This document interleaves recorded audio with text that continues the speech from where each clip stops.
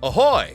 Welcome to the Sea Captain Way podcast with Phil Bender and Greg Patton, where we help listeners navigate the uncharted waters of personal and professional growth.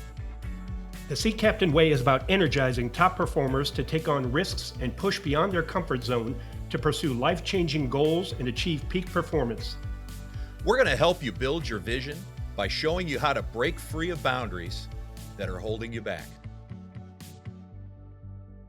So Phil, today we're excited to welcome Peter Rendina to the Sea Captain Way podcast. Peter is a Deputy Chief Inspector for America's oldest law enforcement agency, the United States Postal Inspection Service. During his career, he's investigated drug trafficking organizations, shipping of hazardous substances, and served on a joint terrorism task force. Peter is also a certified professional coach trained by the Institute for Professional Excellence in Coaching. He partners with his clients to create action steps for more fulfilling and purposeful life and career. Welcome, Peter. Welcome, Peter Rendina. How about it? All right. Hey, thank you very much, Greg, and thank you, Phil. Really appreciate this opportunity to talk with you and your listeners of the Sea Captain Way podcast. Thank you. And thank you for getting it right the first time. How about it? And I will say that, Peter and I have had some discussions through a mutual friend who connected the two of us. Mm-hmm. And I was so moved by the conversation, Greg, with Peter that it just seemed a natural to bring him on the podcast. I think for the listeners today, you're going to see a reveal of some things that you probably don't expect. And I like that. And but in the spirit of leadership and coaching and ordinary people doing extraordinary things, man, this is just a perfect fit. Cool. So can you expand? So how did you two meet? Who was the friend, and how did you connect with Peter that we were able to get him on the podcast? Yeah. So Peter. Martin Markovitz, he's with Northwestern Mutual. And I was talking to him because he's my financial advisor about my near and long-term goals. And I was telling him that, hey, I'm on year 30 of governmental service, 22 of those being in law enforcement. And, there's going to come a time when it's time to leave that career and move into the next chapter. And I was telling him how interested I was in coaching. Mm-hmm. And I feel that coaching is going to allow me to continue a service to others. And Martin was moved. He asked me a lot of great questions. And as we had this discussion, he said, hey, I have a couple of people I'd like to introduce you to. And one of those was Phil. And the other was another sea captain coach, Chad Myers. And I've had the opportunity to talk with Phil and with Chad. And great conversations. And they've given me even more enthusiasm to move into this next chapter of coaching. Yeah, well, it's good to have you.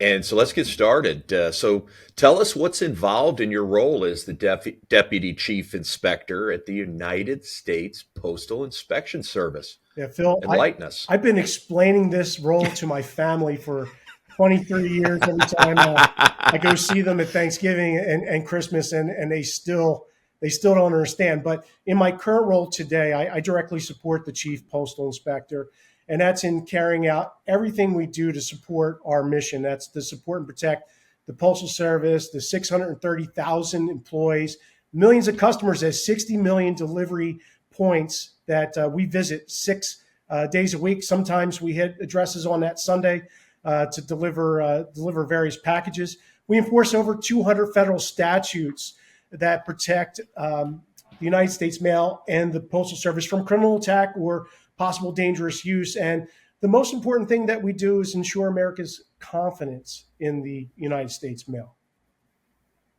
Now, very interesting. And who knew, right? That there would be that level of depth, and you're going to enlighten us more as we go.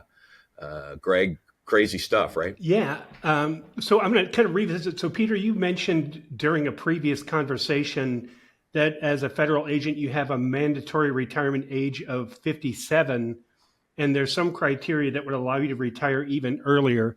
So that's a great benefit, but it must be difficult to think about doing something different than, as you mentioned, the career you've been doing over the past 30 years. So tell us what you're doing to prepare for the next chapter.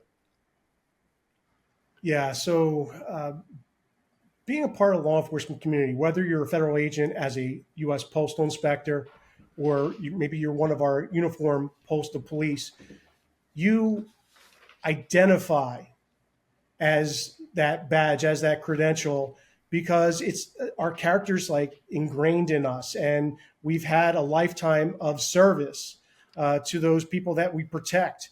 And as a U.S. Postal Inspector, we investigate things like mail theft, mail fraud. We even investigate robberies, burglaries, unfortunately homicides, drug trafficking, securities fraud, child exploitation, and dangerous mail investigations where we encounter packages that have chemicals, biologicals, toxins, and explosives, just to name a few. So look, Greg, after I say all that, and to your listeners, I want to remind everybody that the mail is safe. And that's because there is a federal law enforcement agency, Right. To protect all of that. I also like to say that security, it comes with the stamp. I use that phrase also because we're not funded through appropriations or your tax dollars. It's through you purchasing services, stamps, and products that the Postal Service provides. Now, with all of that, when I do decide to retire from this amazing career that I've been able to truly enjoy, I want to do it on my own terms. Mm-hmm. And I want to mirror this purposeful life that I've been able to lead as a postal inspector into this second career of service and service to others. And I was exposed to an executive coach back in 2018. One of the first things we did was put together a life purpose statement. And we did this through a series of exercises, and it produced, a couple words here and there, some phrases. It was like putting together a puzzle. Mm-hmm. And what emerged was a statement that defined what purpose meant to me specifically. And it resonated with me and still does today. That statement, I'll loosely say it here, is when people bring forward challenges or barriers, I want to work with them to help them overcome or remove anything in the way of their success, because it's their eventual success that brings me joy. So I'm grateful that I know this and I have a direction. A lot of people in the law enforcement community, while they know that there's mandatory retirement coming up, a lot of times it surprises them, like all of a sudden it's here.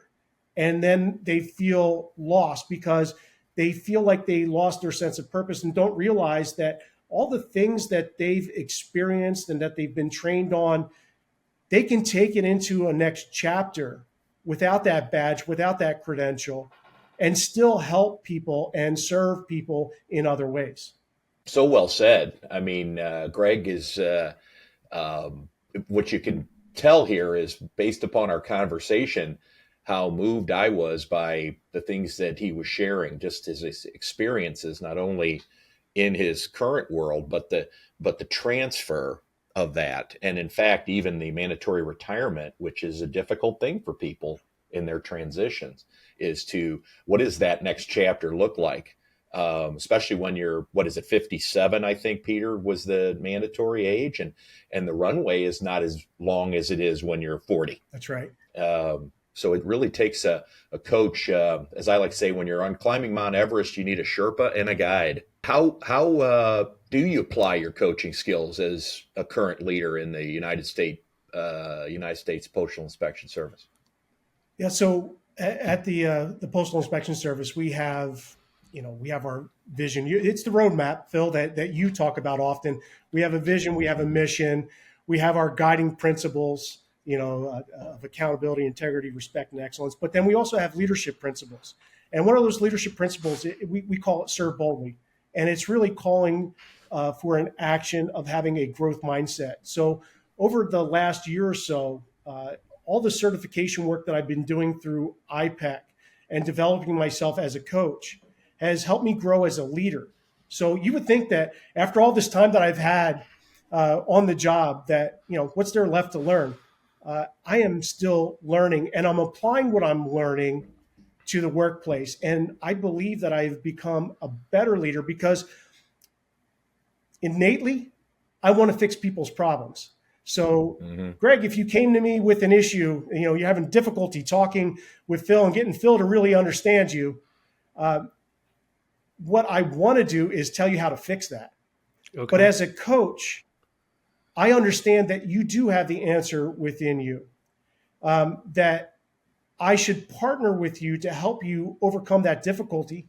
And I should get curious as to what your thoughts are on how you can address the challenge. And that does a few things. One, it shows that I have confidence in you. It also shows that you do have the answer within. Mm-hmm. And look, if I'm telling you what to do and it doesn't really pan out great, you're going to have some resentment about Peter Rendina and the things that he's telling you to do. But as a coach, if you come up with your own action steps, you already have buy-in. These are your ideas.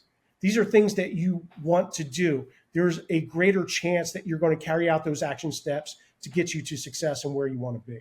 Mm-hmm. Yeah. And plus you own them. I mean, that's the ultimate piece. And you couldn't have described better the coaching scenario versus, let's say, a therapist or even a consultant. Because in coaching, the assumption is always that the client knows the answer. They're either not addressing it or dealing with that answer. Mm-hmm. Okay. Whereas therapy would be the client really can't come up with the answer. And so he did a terrific job of describing that mantra. And you couldn't have picked a better subject than Greg and I, because Greg still doesn't understand me after all this time. We've been together for 35 years, and the guy still can't figure. I still can't figure it out. It's a. I appreciate this, like turning into a marriage counseling session, and your willingness to help. Phil knows the challenges I've had in my dating career, but I'm keeping the faith. So I've got two guys on the bench that could coach me up. That's much appreciated. I did not even go there. That was self-inflicted. See, that's the coaching. I don't know what they call that in therapy, but that was self-inflicted wound. Every time. Oh my God. So Peter, your LinkedIn profile says you use the Institute for Professional Excellence's core energy coaching methodology when you work with your clients. So this is kind of a follow-on to what we were just talking about. Can you explain how this inside-out coaching approach works and helps you create awareness for your clients? Absolutely. So if your listeners were actually watching the video piece of this, our last little dialogue that we just had about, Greg, maybe you're dating or not dating, whatever. If you watched what I did, I listened. I was actively listening, intuitively listening, and not breaking in to what you were saying. So I go in with a non-judgmental attitude, clean slate, and be truly present to listen to you. Mm-hmm. And when the client comes in and they talk about a challenge that they're trying to overcome, they often talk about outer blocks, challenges, hurdles that they have to get over. They could talk about traffic, or someone's just not agreeable. They have to get their kids to sports practice, and this is why they can't do these things. So what I do as a coach in those moments is I acknowledge those things, because those things are truths to the client. These are all blocks to them, right? Mm-hmm. It's a truth. I validate that. That makes perfect sense why traffic's going to get in your way to be able to possibly get to the gym to go get a workout in, right? If that's the issue that they're working on. So I acknowledge and validate, and I get curious as to why they're feeling a certain way. I also listen for keywords and phrases that will point to internal blocks. So the internal blocks is that self-doubt that you have, that little voice in the back of your head that says, maybe I'm not good enough to do this, or there's a fear of failure. There's other things like assumptions, interpretations. So basically a story you tell yourself as to why you're not going to succeed, or limiting beliefs, like the world tells you you can't do something. So I'm listening for those things, and I really ask empowering questions, open-ended questions for them to really talk about it. So when we get to the core of the issue, right? So that's that core part of core energy coaching. Now, second part is energy. And I think Albert Einstein said it best. He said, everything is energy. And that's all there is to it. Match the frequency of the reality you want, and you cannot help but get that reality. It can be no other way. This is not philosophy. This is physics. Mm-hmm. And to me, that is incredibly powerful, that statement. And I'll give two examples. When you're getting ready to buy a car and you think about the model, the color, the brand, what happens the next day after you decide that's the type of car you want? You're out on the highway, and what do you see all around you? It's that Those car, cars. Yeah. right? It's not that all of a sudden people bought that car and they're out driving it. It's just that you're thinking about it. Because you're thinking about it, you see it. You're conscious, right? So it's awareness, it's consciousness. You're aware, you see it. Another one is there's a cliche about dress for the job you want. They're not talking about your actual clothing. They're talking about if you want to be a leader in the organization, you can be a leader from anywhere in that organization. You display the qualities of what it takes to be a leader so that others can see you and see your potential in that leadership. I think John Maxwell said it best in his book, 360 Leader. You just be a leader from anywhere in that organization. It's the same thing with the energy. So the other part of core energy coaching is that we know that thoughts lead to physical feelings that create emotions, and that ultimately leads to an outcome. So I'll use this podcast. So I'm getting ready for this podcast today. And my thought is, man, this is going to be fantastic. Phil and Greg are giving me an opportunity to share my story, to share my thoughts on coaching. And I get like this electric feeling in my forearms and my hands or whatever. I think it goes back to my days as a linebacker in college. I'm excited for the game, like I'm prepared, I'm ready to go. So I had that feeling before coming on today, and that creates an emotion. The emotion is excitement. Hopefully that's coming across right now. You're in the zone. Yep. Right? Yeah, in the zone. Exactly. You got the vibe, the energy, right? And that leads to the outcome. And hopefully this is a great podcast for your listeners and for you today because of our engagement. On the opposite, if I had some kind of fear that I wasn't good enough or I didn't have something unique to say, and that's my thought, that feeling could be the pit in the stomach. And that creates the emotion of not too excited about getting on this call today. I'm not sure how that's going to go. And the outcome might be I might come with a lack of energy. So what I want to do as a coach is I want to listen for that energy. I want to listen for their thoughts, their feelings, their emotions. I want to make them aware of those things.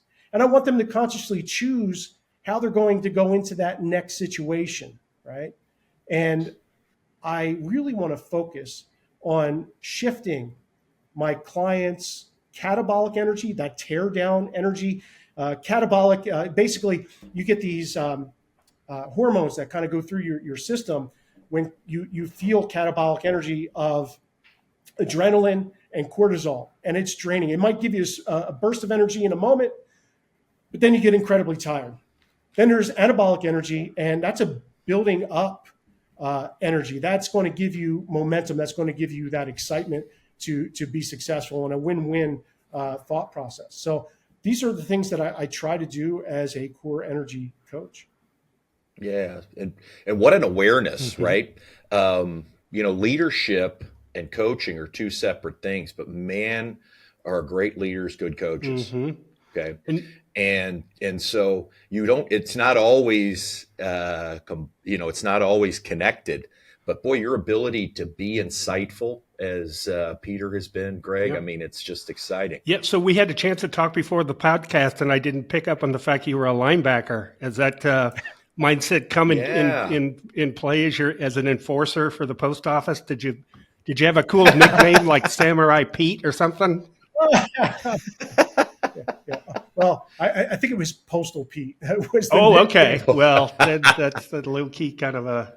That'd be more like a wide receiver, run the post route. Yeah, Just like Postal. Always open, always delivering. Yeah, that's a There you special go. mindset. There My you go. dad was a linebacker, and somebody used to play with him said, "I think your dad held up his socks with tacks." So I'm not wired that way. So again, this is terrific podcast. I mean, I feel like I'm being coached today. This is so good. But you have you use an attitudinal assessment, okay? Energy Leadership Index, which sounds like it ties into some of the things that you're sharing with your clients rather than a personality-based one. I think this is interesting. So as a master practitioner of this tool, Energy Leadership Index, how do you administer it to people you coach? Yeah, so the biggest difference between the personality and the attitudinal, the personality, I'll give an example that I took the DISC assessment probably 25 years ago. And if I remember correctly, I believe I was an IS. If I took that same test today, more than likely, I'm still going to come out as an IS. I'm labeled as that. Okay, so that's an example.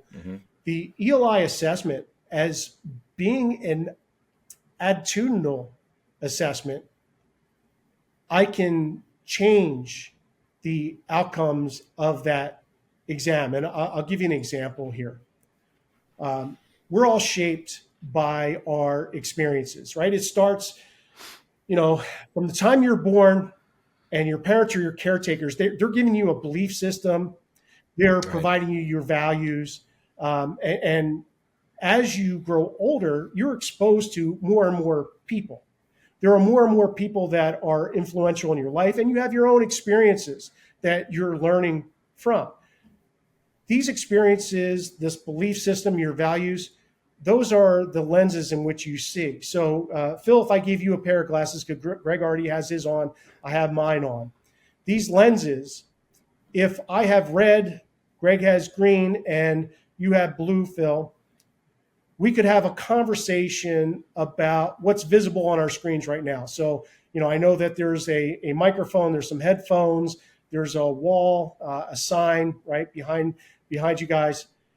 Right. We could all agree on that, right? But where we would have a real interesting conversation is when we start talking about the tints of color that each of those things have. Now, when I said the colors, I'm going to say that everything has a red tint to it. And that's my truth. I'm not lying about it. I have red lenses on. Greg, you have the green, and Phil, you have the blue. And we would disagree about that tint. And to each of us, that was the truth. But is it capital T truth? Meaning, is that accurate? So as a coach, I use the results from the ELI, or Energy Leadership Index, to work with my clients to remove the filters so that they can see clearly, right? And it goes back to awareness and consciousness. So what ELI does what it does measure, it's your energetic profile. So basically, if you're vibing, to use Greg's words from earlier, and you're having a good day and there's no stress, there's a level of energy that is more than likely anabolic that you vibe at. But then when the stressor is introduced, by default, a lot of people go to catabolic energy.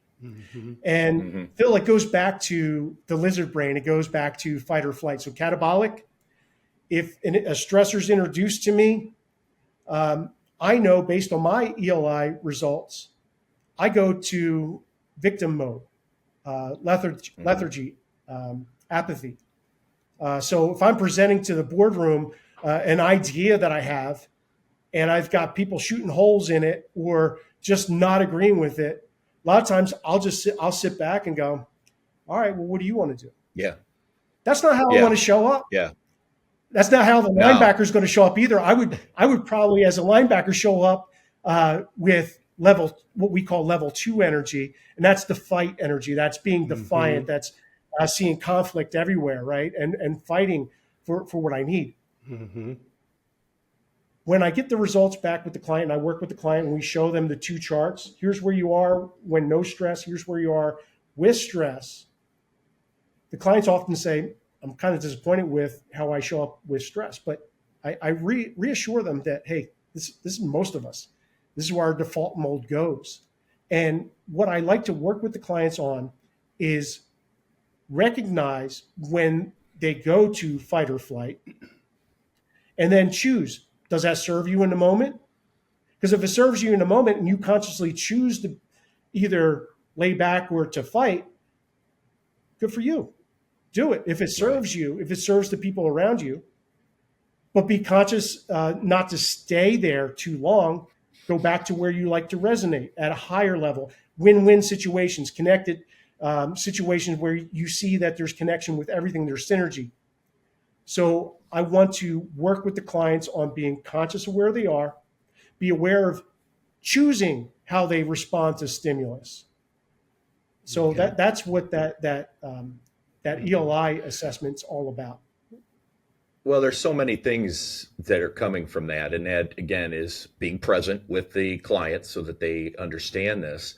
But also, when they are able to see the index and they see where they are, they have to, react. Is this the way I react? Yes. Do I take my marbles and go home whenever I have a conflict?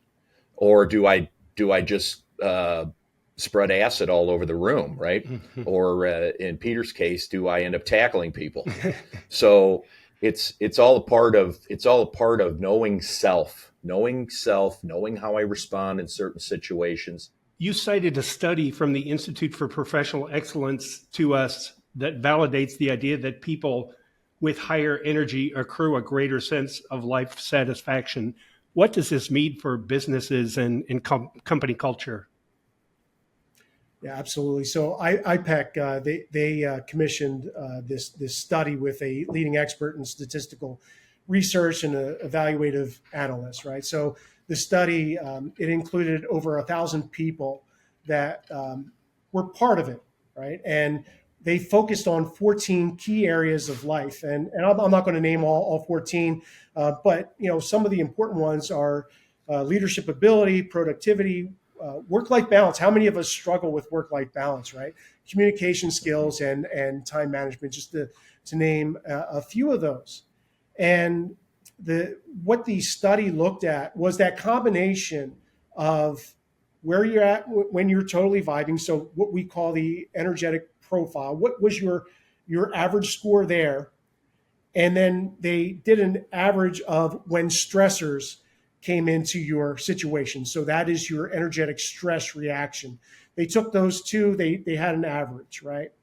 And when they took the average, they found that people that were scoring, I don't want to say low because it gives the impression that scoring low is bad. It's not bad or good. It is what it is. And you get to decide that's where you want to be or not where you want to be. So people that scored a lot of catabolic energy had dissatisfaction in many parts of their life. And think about it. We just went through this.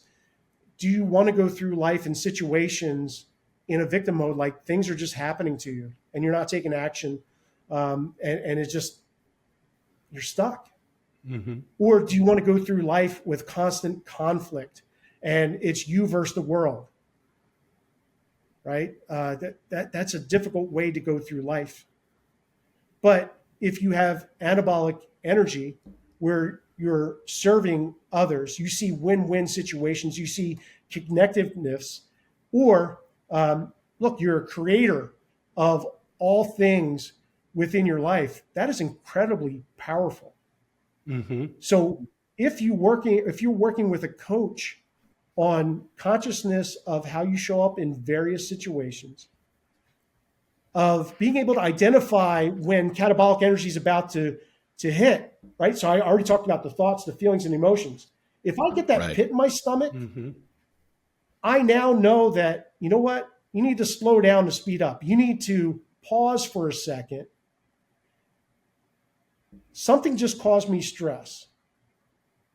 how do I want to show up right now for myself and for others around me? And then consciously choose and then be able to go into it.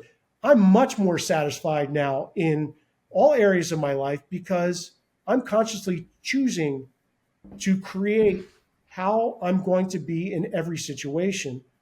I'm not just letting things happen to me, and I'm not just acting in a default mode to different stimuli. So that study was just showing that working with a coach and shifting your energy from catabolic to anabolic will provide you more life satisfaction. Well, I can tell you that as we wrap today, what a lesson for those of you listening in today. There wasn't much to add to Peter. First of all, prepped beautifully, and thank you, Greg, as always. But what he's able to do is show you that even middle linebackers can do some pretty impressive things, and but when it's all said and done, who runs the defense? Generally, the middle linebacker, right? Mm-hmm. So it's a great lesson in leadership today, a tremendous lesson in insight and interpretation of awareness and the tools to do so. It fascinates me, Peter, you can appreciate this, I'm sure, is that we go through life with coaches when we're young, consistently, parents and certainly coaches on the field or teachers and whatnot. Then we go through and then if we're really, really high performers in athletics or certain things, we will get coaches again, maybe at an executive level. But what fascinates me is there's a group of people and there's a stage of life where people just think, oh, I don't need that. Yeah. I've only not had a coach for 3 years in my career. Okay.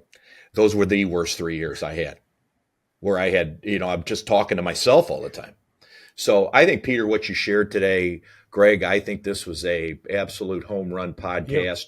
Yep. How do people get in touch with Peter Rendina now that he's in this limbo phase of transitioning from a very respected leadership role to professional coach? So you can find me on LinkedIn. If you type in the search bar, Peter R. Rendina, there are a few of us out there, but Peter R. Rendina. Or if you just go to linkedin.com/PR Rendina CPC, you'll be able to find me on LinkedIn. And just a nod to my agency as far as being the deputy chief for the Postal Inspection Service. If you want to learn more about the Postal Inspection Service, you can see us at uspis.gov or come see me in DC. We have a museum, part of the Smithsonian. It's right next to Union Station, right there on Capitol Hill. There's a postal museum and there's an exhibit for the Postal Inspection Service there. Oh, that's cool. Yeah. That's a nice ad. Thank you for that. Thanks for joining us for this edition of the Sea Captain Way podcast. If you found the conversation valuable, please like, share, and post a review on your favorite podcast app. To learn more about Sea Captain and its performance coaching programs, visit us at seacaptaincoaching.com. The link is in the show notes. You can also follow us at Sea Captain Coaching on Facebook, Instagram, and LinkedIn. Thanks again for listening. Wishing you fair winds and a following sea on your journey.